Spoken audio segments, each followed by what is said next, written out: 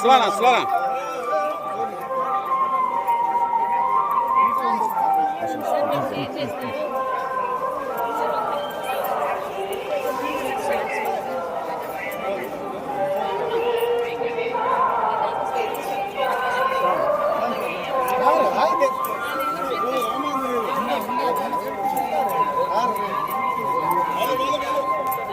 Straight రా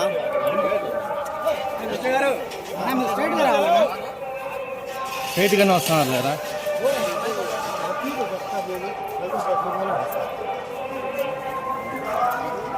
చిన్న voice. స్వామివారి దర్శనం కోసం తిరుమల రావడం జరిగింది.